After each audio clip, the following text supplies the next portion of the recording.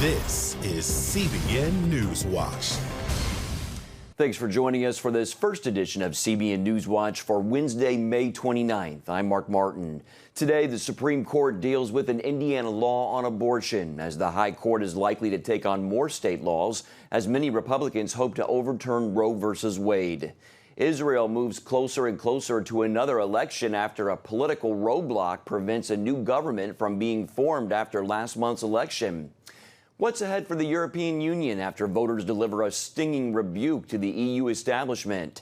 And we'll look at how one group is using media to improve the lives of women living in Islamic countries in the Middle East. Those stories and more today on NewsWatch. We begin now with the Supreme Court, which weighed in on the culturally divisive issue of abortion Tuesday. The justices blocked a key restriction in an abortion law in Indiana, but as Charlene Aaron tells us, the battle is heating up in more and more states across the country. The High Court upheld parts of an Indiana law that requires aborted fetuses to be buried or cremated. At the same time, the justices did not rule on a lower court ruling overturning the state's ban on abortions for race, gender, or disability reasons. In his separate opinion, Justice Clarence Thomas wrote that the particular Indiana provision promotes a state's compelling interest in preventing abortion from becoming a tool of modern-day eugenics. During an interview on CBN's NewsWatch program, Peter Breen of the Thomas More Society praised Justice Thomas for calling out the racist and eugenic nature of abortion. He is trying to lay a foundation so that the court, when it takes up, say, the sex selection ban from some other state, it will have a good foundation to strike down the other side's arguments, to be able to say, hey, we can prohibit these sorts of sex selection abortions, race selection abortions. Justice Ruth Bader Ginsburg took a jab at Thomas in her dissenting opinion, specifically his references to all pregnant women as mothers. Ginsburg said, "A woman who exercises her constitutionally protected right to terminate a pregnancy is not a mother." This comes as a flurry of abortion laws are being passed in states across the country. Alabama passed a law that virtually bans all abortions. Other states have passed heartbeat laws, banning abortions after a baby's heartbeat is detected. All these laws aimed at going to the Supreme Court to challenge Roe. The High Court is expected to hear at least one case in its next term, which starts in October. I'm still very hopeful that the court is going to overturn Roe v. Wade very soon. We think we've got a 5-justice pro-life majority. They are taking their time. They're being careful. And that, for the sake of the country, I understand why they're doing it. Meanwhile, abortion supporters are preparing for the possible overturn of Roe by passing laws that protect abortion in any circumstance. Tuesday, House Democrats in Illinois voted to make abortion a primary right in the state. Among other provisions, the bill requires private health insurance companies that cover pregnancy-related benefits to also cover abortions, including late-term abortions. Churches and religious nonprofits would not be excluded under the measure, which now heads to the state Senate. Charlene Aaron, CBN News. For the first time in its history, Israel may have to hold new elections in order to break a deadlock in the last election. In the 7 weeks since he won re-election on April 9th, Prime Minister Benjamin Netanyahu is trying to forge a coalition of parties on the right. But with the deadline just hours away, that effort has failed due to a fight between the Prime Minister's secular and religious allies. Chris Mitchell brings us that story from Jerusalem. Netanyahu's Likud party moved to dissolve the Knesset this week, and weary voters will have to go to the polls again. That is, unless his partners can end or put off a bitter fight over a law to draft ultra-Orthodox young men into the military. The religious parties strongly oppose the law, but they're in a dogfight with Avigdor Lieberman of Israel's Russian community. His secular party won't join Netanyahu unless the law is passed. Lieberman says he won't align with the secular blue and white party, which finished second to Likud in the voting. And that would mean new elections. If the Likud votes on dissolving the Knesset, we will support it. May no one have a doubt about that. We won't support any alternative candidate. Current polls show Netanyahu's party would finish first in another election. But he knows those numbers can change overnight. And without a deal, he could get the blame for pushing voters back to the ballot box. Chris Mitchell, CBN News, Jerusalem. In other news, the Boy Scouts of America are facing more lawsuits out of New York as victims of sexual abuse continue to speak out. The organization has already faced numerous lawsuits for sexual abuse. Hundreds more are expected after several states passed laws adjusting restrictive statute of limitations laws. The Boy Scouts have a list of thousands of adults deemed ineligible to work with Scouts because of confirmed or suspected acts of molestation. The entire organization is based on this idea that here's a man you can trust. It's not your own dad. This is someone you can trust and you should trust. How on earth can you tell kids that and tell parents that when you know that you have this systemic problem that they can't all be trusted? In a statement, the Boy Scouts said, "We believe victims, we support them, and we have paid for unlimited counseling by a provider of their choice. We mandate that all leaders, volunteers, and staff members nationwide immediately report any abuse allegation to law enforcement." After a strong showing by political parties skeptical of the European Union in last week's European elections, European politicians are now fighting over who will be the next EU leader. But as Dale Hurd reports, the European Union has much bigger problems. Leaders met in Brussels Tuesday to survey the wreckage from last week's disastrous European Parliament elections. Eurosceptic right-wing parties are poised to become the second biggest bloc in Parliament, as the big three of France, Germany, and the UK all took hits. French President Emmanuel Macron's party lost to Marine Le Pen, a woman the French media consistently portrays as a public menace. Angela Merkel reportedly is canceling her plan to retire rather than risk seeing her ruling coalition in Germany fall apart. British Prime Minister Theresa May announced she's stepping down in June after her mishandling of the UK's exit from the European Union dragged the Conservative Party to a historic crushing defeat at the hands of Nigel Farage's Brexit Party. This election result could change everything because it could set Brussels on a new course that is much less centralized and much more anti-migrant. Some say what's coming is political gridlock. Is you now have with these sovereignty movements what I call command by negation. You certainly have a critical mass that can start to block things. And as I say, I think every day is going to be, in Brussels, is going to be Stalingrad. Former Trump advisor Steve Bannon, now working in Europe, says to have maximum impact, right-wing groups will need to form a super party. And that will be difficult. But the ruling establishment in Europe is understandably scared. Everywhere the extremes are rising. And what are they thriving on? On fear, on lies, the help of foreign powers who want to destroy the European project. In Britain, where many expect Boris Johnson to take over from May, Farage is warning against a further delay on Brexit. If we do not leave the European Union on October the 31st, then just as we've surprised people in these European elections, we will go forward and absolutely stun them in the next general election. And on the continent, where this election was supposed to be a referendum on Europe's destiny, it's clear that the old status quo in Brussels is over. Dale Hurd, CBN News. Coming up, how one group is using media to train a new generation of women leaders in the Middle East.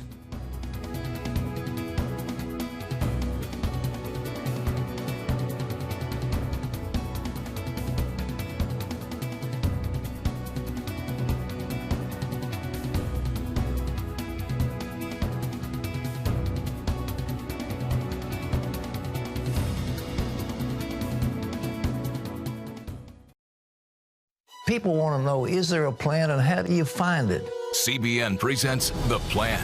8 keys for understanding God's will for your life. We're going to talk about God's plan for your life. Is there a plan for everyone's life? In Pat Robertson's latest teaching, you'll discover the secret to knowing and living out God's unique purpose for you. The plan of God will be unfolded in your life in ways you couldn't believe possible. In The Plan, Pat reveals the principles to understanding God's will so that you will be filled with peace, provision, joy, and satisfaction. Plus, see amazing stories of how others are living out their individual purpose intended by God. God is faithful, and we did what He told us to do. Live the life God has designed for you. I hope that God works out a plan in you that will bring blessing, joy, peace, and happiness.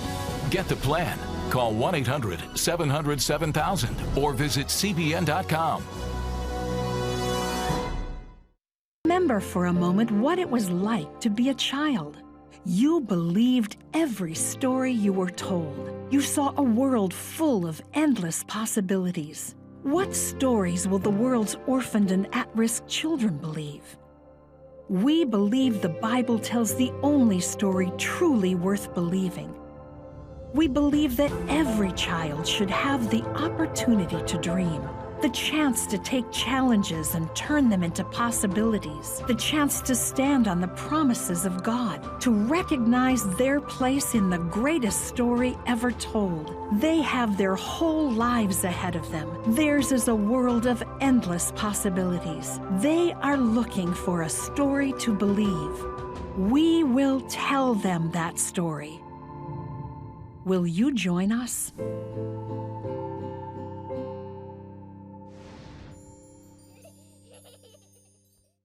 Get the top political news and analysis from Washington on Faith Nation, tonight at 6 Eastern, only on the CBN News Channel.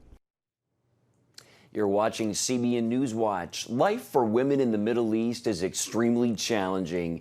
In this week's episode of World Beat, George Thomas introduces us to an Iranian American who's on a lifelong quest to change the outlook for women living in Muslim countries.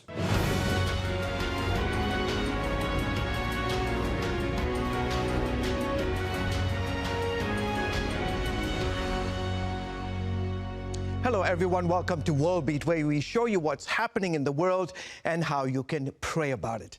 The ongoing discrimination and violence against women in the Middle East and parts of North Africa remains pervasive and entrenched. From Algeria all the way to Yemen, women face a host of challenges relating to marriage, child custody, access to education, and healthcare. Governments there routinely harass, persecute, and even jail women when they try speaking up for greater human rights, freedoms, and social justice. This graph shows the extent of some of their challenges, whether it's applying for a job, traveling outside the home, choosing where to live, or even a simple thing like applying for a passport. Women in the Middle East, compared to the rest of the world, face enormous restrictions. My next guest is using media to train a new generation of women leaders in the Middle East that she hopes will turn the tide in their favor. Shireen Taber is director of Middle East Women's Leadership Network and founder of Empower Women Media. She's, by the way, an Iranian American and the author of Muslims Next Door. Shireen, thank you so much for coming on the show. Why did you feel the need to create women's media networks? Yes, thank you. Well, the research shows that the fastest way to actually impact change for women is through media. Increasingly, more and more women are on social media and they're communicating. They're sharing things that they've never shared before, including many of the injustices they experience. And so we're using media to get women sharing their stories and making change. And talk to that point, what kinds of media projects do you guys actually produce? Yes, well, we're using the whole spectrum of media.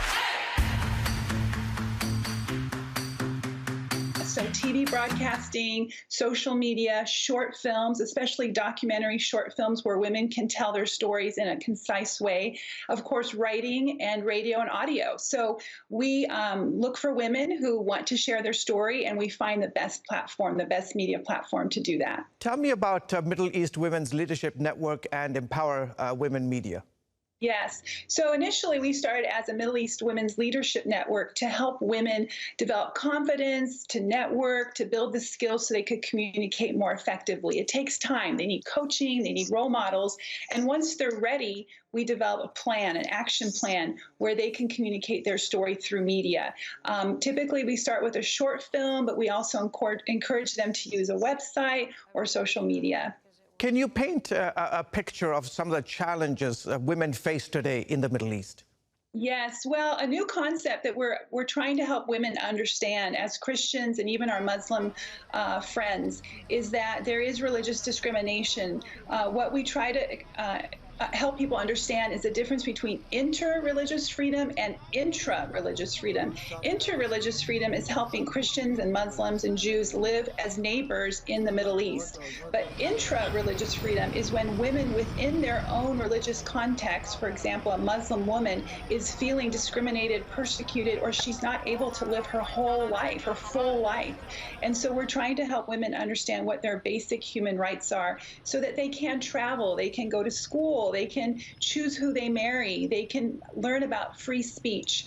So we're educating women on the full spectrum of their religious freedoms. Would you agree with me that countries like, for example, Tunisia and Algeria, progress is being made in these countries, right? Yes, yes, definitely. Tunisia is on the forefront. They just passed an equality legislation which allows women freedom of conscience, freedom of speech, freedom of expression, and really freedom of religion, which means they can choose to follow Sharia law or not follow it. This is historic in the Arab world. So there's some really exciting things happening in Tunisia that I believe can spread to the entire Arab world and throughout the Muslim world. What are some of the biggest hurdles that remain in this part of the world? Well, it's interesting. So even though Tunisia is seeing some real changes, the neighboring countries like Jordan and Egypt and so forth, they're more tentative about changing these laws for women. They're really sticking to looking at the Quran for their framework. And so we're encouraging women to communicate the need to look at their universal human rights and to actually exercise those. You have an Iranian heritage. You grew up in a home with a Muslim and Christian parents. How did that shape your life and your ministry? Yes, well, I was blessed to have a father from Iran who allowed me religious freedom. And that's why I'm so passionate about women having the choice to make their own faith decisions. And so even though my father was Muslim, he allowed me to explore, to have relationships, to travel. And ultimately, I came to my own faith decision, which is to follow Christ. And he honored that. And so that's a really unique story. And I want to be able to share that with young women, to have the freedom to communicate their desires with their parents and to find a way to live hospitably with one another. Okay, terrific. We'll have to leave it there, Shireen. Thank you so much for all you do, especially for the women across the Middle East. Thanks for coming on the show. You're welcome. Thank you. You're most welcome. Well, folks, that is it for today's edition of World Beat. Until next time, goodbye and God bless you. Now, back to Newswatch.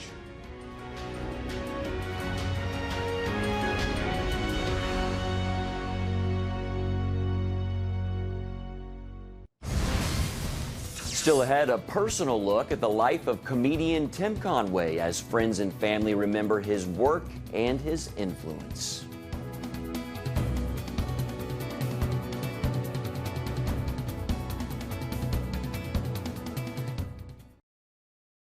People want to know, is there a plan and how do you find it? CBN presents The Plan. 8 keys for understanding God's will for your life. We're going to talk about God's plan for your life. Is there a plan for everyone's life? In Pat Robertson's latest teaching, you'll discover the secret to knowing and living out God's unique purpose for you. The plan of God will be unfolded in your life in ways you couldn't believe possible. In The Plan, Pat reveals the principles to understanding God's will so that you will be filled with peace, provision, joy, and satisfaction. Plus, see amazing stories of how others are living out their individual purpose intended by God. God is faithful, and we did what He told us to do. Live the life God has designed for you. I hope that God works out a plan in you that will bring blessing, joy, peace, and happiness. Get the plan. Call 1-800-700-7000 or visit CBN.com. Remember for a moment what it was like to be a child. You believed every story you were told. You saw a world full of endless possibilities. What stories will the world's orphaned and at-risk children believe? We believe the Bible tells the only story truly worth believing. We believe that every child should have the opportunity to dream, the chance to take challenges and turn them into possibilities, the chance to stand on the promises of God, to recognize their place in the greatest story ever told. They have their whole lives ahead of them. Theirs is a world of endless possibilities. They are looking for a story to believe. We will tell them that story. Will you join us?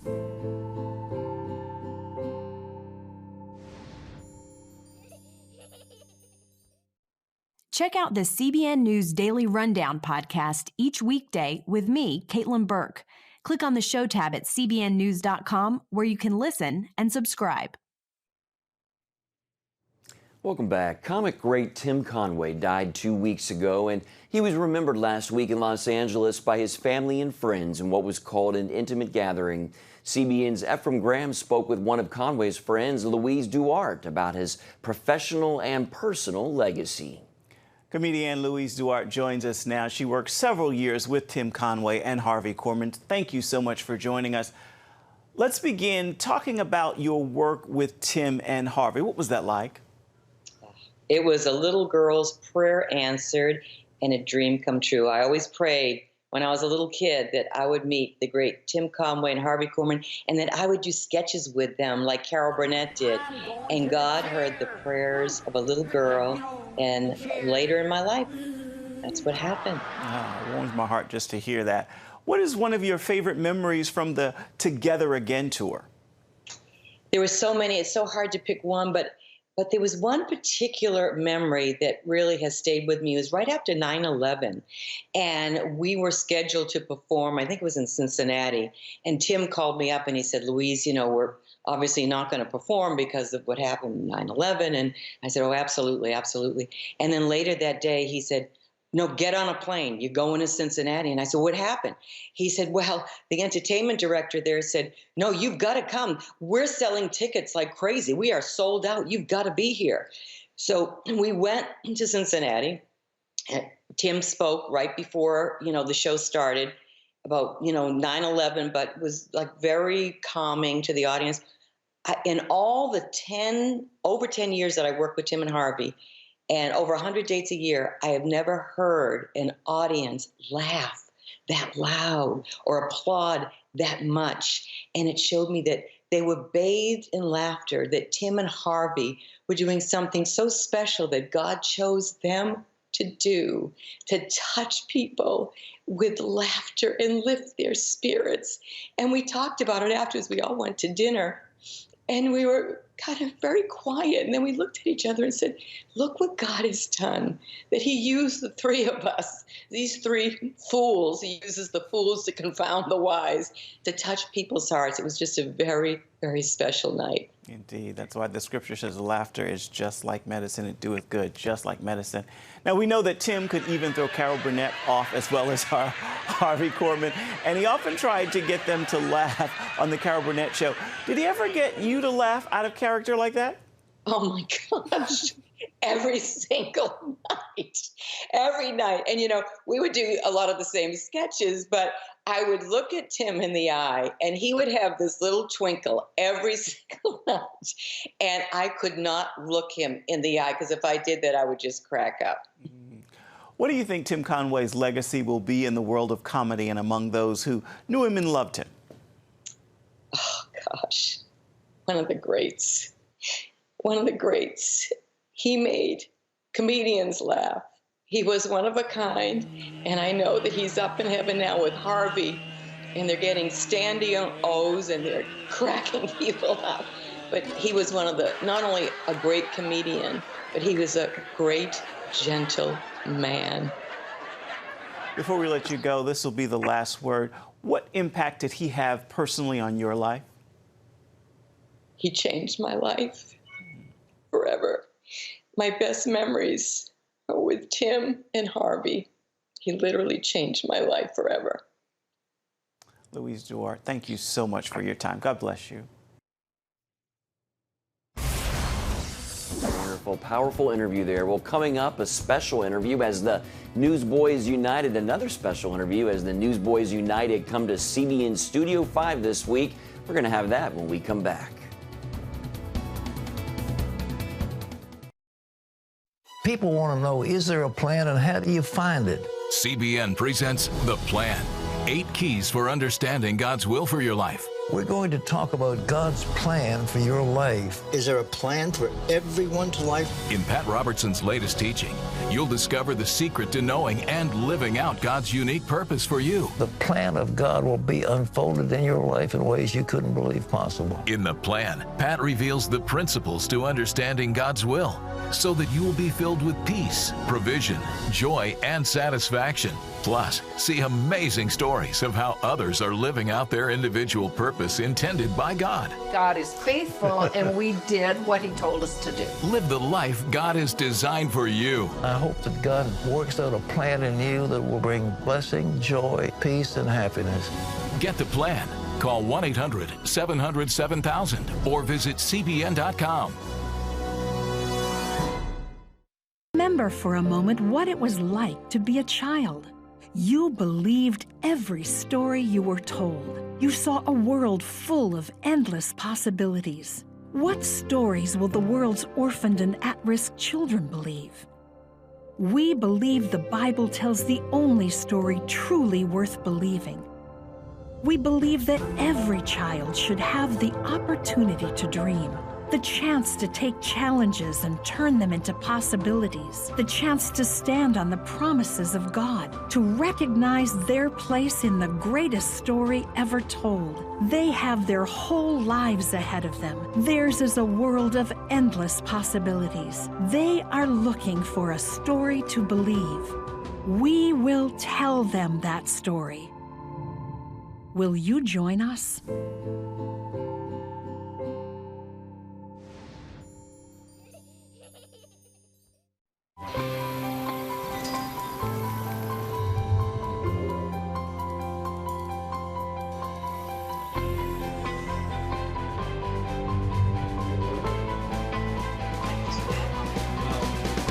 I am Regent's first ROTC graduate student.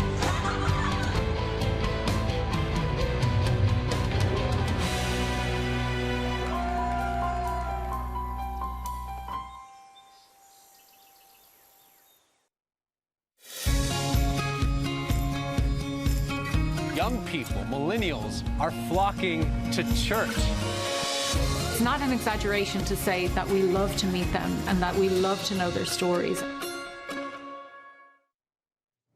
Newsboys United has released a new recording and it debuted at the top of the Billboard charts. And this week, the band is in CBN's Studio 5.